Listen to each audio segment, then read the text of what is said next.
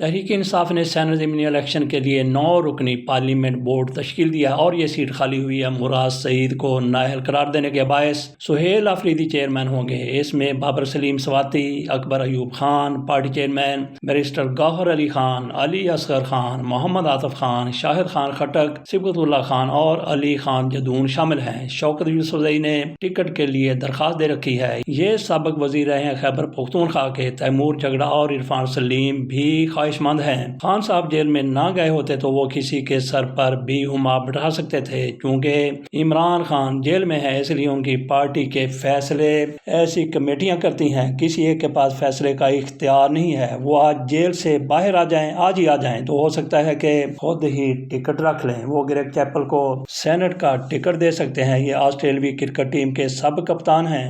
Greg Chappell نے عمران خان کی رہائی اور جیل میں سہولتوں کے لیے خط لکھا جس پر دیگر 12 سابق کپتانوں نے بھی دستخط کیے تھے۔ خان صاحب کرکٹ کو سیاست اور سیاست کو کرکٹ سے جدا نہیں سمجھتے۔ وسیم اکرم کو گلی میں کھیلتے ہوئے دیکھا تو ٹیم میں شامل کر لیا۔ بزدار کو شاید آم چوستے دیکھا تو وزیر اعلیٰ بنا دیا۔ خان صاحب انہیں وسیم اکرم پلس کہا کرتے تھے۔ تحریک انصاف کے نقطہ نظر سے وہ بڑے ہو کر منصور اختر ثابت ہوئے۔ اب آپ کہیں گے کہ منصور اختر کون ہے؟ منصور اختر بھی عمران خان کے نظروں میں آئے اور بہترین کرکٹر وہ ثابت ہو رہے تھے۔ ان کو عمران خان نے ایک ٹیسٹ میں رکھا، دوسرے میں رکھا، تیسرے میں رکھا، ون ڈے بھی کھلوائے، لیکن ایک ٹیسٹ میں ان کے 75 سکور تھا اور اس کے بعد وہ کامیاب نہیں ہو سکے اور ان کو پھر کرکٹ ہی کو خیر باد کہنا پڑا۔ بورڈ میں سلمان اکرم راجہ کو شامل نہیں کیا گیا۔ وہ بورڈ کا حصہ ہوتے تو تنازع کا سادہ حل بتاتے کہ ٹکٹ ان کو دے دیا جائے اور یہ سیٹ پارٹی کی امانت ہوگی۔ اون چودھری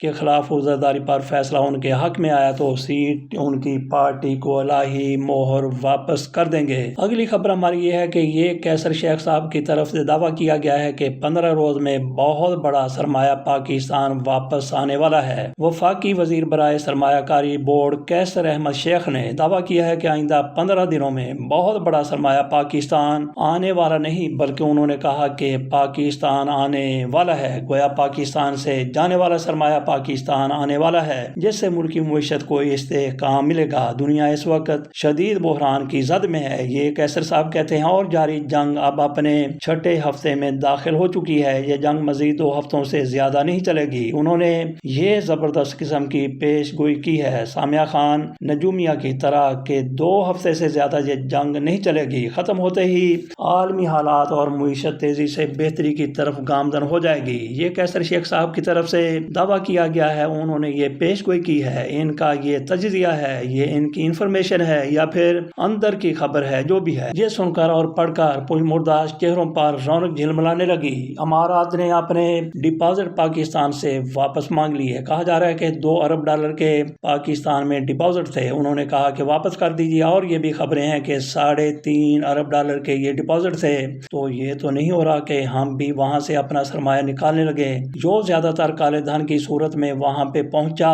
ایک ایمنسٹی اسکیم کے تحت کالے کو سفید بلکہ چٹے سفید دھن میں تبدیل کرنے میں 3 منٹ لگیں گے۔ اگر وہاں پہ براجمان پاکستان کے سب سے بڑے پراپرٹی ٹائکون ملک ریاض حسین اپنے اثاثوں کو پہیے لگا کر واپس لے آئیں تو یہ بھی بہت بڑے سرمایہ کی واپسی ہو سکتی ہے۔ ٹرمپ پاگل ہو چکے ہیں، عہدے سے ہٹایا جائے، یہ سینڈرز اور دیگر سیاستدانوں کی طرف سے کہا گیا ہے۔ سینئر امریکی سیاستدان برنی سینڈرز نے کہا ہے کہ صدر ٹرمپ پاگل ہو چکے ہیں، ان کو عہدے سے ہٹایا جائے۔ چک شومر نے بھی کہا ہے کہ اس وقت لوگ ایسٹر منا رہے ہیں اور ایسے میں ٹرمپ بکواس کر رہے ہیں۔ بکواس کا لفظ کسی کے لیے بھی مناسب نہیں ہے، تاہم یہ چک شومر نے استعمال کیا ہے۔ ٹرمپ تو ایسے الفاظ کا بے محابہ استعمال کرتے ہیں۔ ٹیلر گرین کا بھی کہنا ہے کہ ٹرمپ پاگل ہو گئے ہیں، مداخلت ناگزیر ہے۔ کرس مرفی نے مطالبہ کیا ہے کہ 25ویں ترمیم لاگو کی جائے۔ ترمیم کے تحت نائب صدر اختیارات سنبھال لیتا ہے اور اس کی منظوری دی جاتی ہے کابینہ کی طرف سے۔ کابینہ کے اکثر ارکان یہ منظوری دے دیں اور وہ سمجھیں کہ صدر صاحب کسی وجہ سے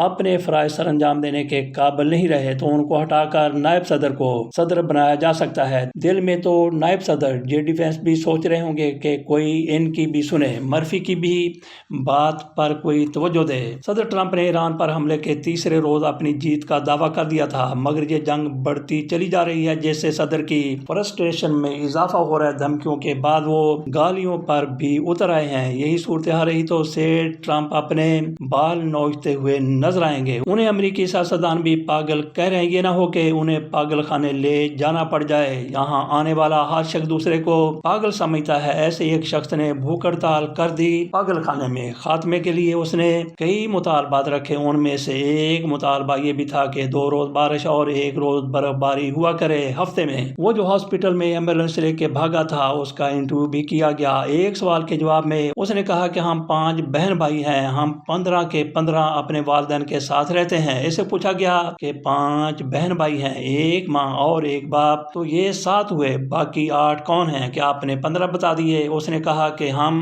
بہن بھائیوں کی اپنی اپنی الگ الگ ماں ہے اور ہم 5 بھائیوں کا الگ الگ باپ ہے۔ 5 ہم ہو گئے، 5 ہماری مائیں ہو گئی اور 5 ہمارے باپ ہو گئے۔ بھارتی سپریم کورٹ کا اقلیتوں سے متعلق متنازع فیصلہ۔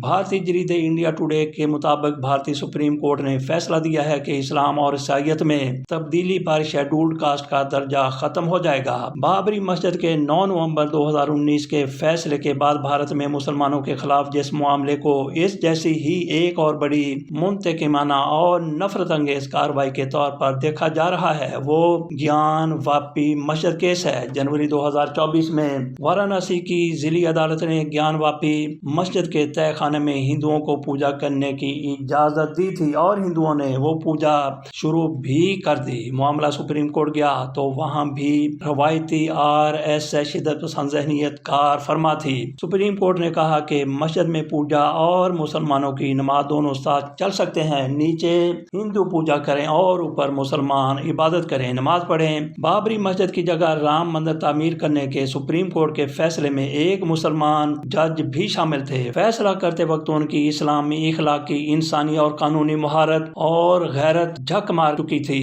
اقلیتوں خصوصاً مسلمانوں کے خلاف فیصلے کرنے کے لیے مودی نظریات کے حامل ججوں کی لائن لگی ہوئی ہے۔ انڈیا میں انصاف کی فراہمی کا یہ عالم ہے۔ ایک چوہا تیزی سے دوڑ رہا تھا۔ ہاتھی نے پوچھا، کیوں دوڑ رہے ہو؟ چوہا بولا، حکومت کی طرف سے گائے کو پکڑنے آنے والے ہیں۔ ہاتھی نے کہا، لیکن تم تو گائے نہیں ہو، چوہے ہو۔ جواب میں چوہے نے کہا، یہاں یہ ثابت کرنے میں 15 سال لگ جائیں گے کہ میں گائے نہیں بلکہ چوہا ہوں۔ چوہے کے جواب کے بعد ہاتھی اس سے بھی زیادہ تیز بھاگنے لگا۔ مودی سسٹم کو دستیاب با کمال ججز۔ انڈین سپریم کورٹ کے سیاسی نوعیت کے فیصلوں کو دیکھا جائے تو یہ جج نہیں بولتے بلکہ ان کے کمالات رقص کرتے ہیں۔ بھارتی سپریم کورٹ نے 11 دسمبر 2023 کو فیصلے کے ذریعے 5 اگست 2019 کو مقبوضہ کشمیر کی خصوصی آئینی حیثیت ختم کرنے کے مودی سرکار کے فیصلے کو آئینی قرار دیتے ہوئے اسے چیلنج کرنے والی تمام درخواستیں مسترد کر دی تھیں۔ عدالت نے حکومت ہند کے اقدام کو جائز قرار ٹھہراتے ہوئے کشمیر کی تقسیم کو برقرار رکھا۔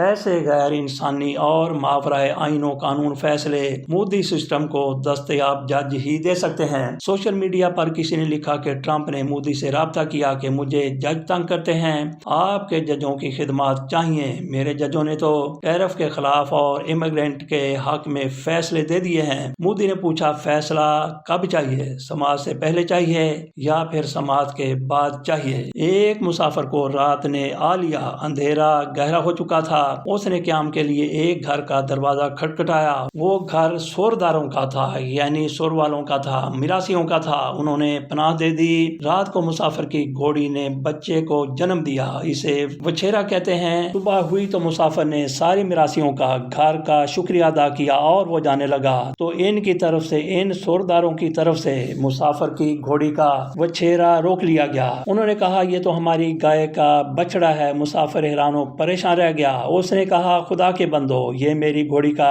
بچہ ہے اور رات ہی کو میری گھوڑی نے اس کو جنم دیا ہے، تم کیسے کہہ سکتے ہو کہ یہ گائے کا بچڑا ہے؟ آخر کار معاملہ گاؤں کے چودھری کے پاس پہنچا۔ چودھری نے سوچا، یہ لوگ میرے اپنے ہیں، چنانچہ اس نے گہری سوچ کا ناٹک رچاتے ہوئے فیصلہ سنایا کہ یہ وچھیرا نظر آنے والا دراصل بچڑا ہے، یعنی یہ گائے کا بچہ ہے۔ مسافر تلملاتا اور پنکارتا ہوا وہاں سے چلا گیا۔ اس کے جاتے ہی سورداروں نے واہ ویلا شروع کر دیا۔ چودھری نے اس پر پریشان اور حیران ہو کر پوچھا کہ اب کیوں روتے ہو؟ فیصلہ تمہارے حق میں نے دے دیا ہے۔ تو اس پر سورداروں کی طرف سے، میراثیوں کے پورے خاندان کی طرف سے جواب دیا گیا، چودھری جی اس لیے روتے ہیں کہ جب آپ کی ارتھی اٹھ جائے گی، آپ کی چتا جل جائے گی، آپ مر جائیں گے، آپ کی خاک اڑا دی جائے گی تو آپ جیسا منصف کہاں سے لائیں گے؟ آئینہ کیوں نہ دوں کہ تماشا کہیں جسے، ایسا کہاں سے لاؤں کہ تجھ سا کہیں جسے۔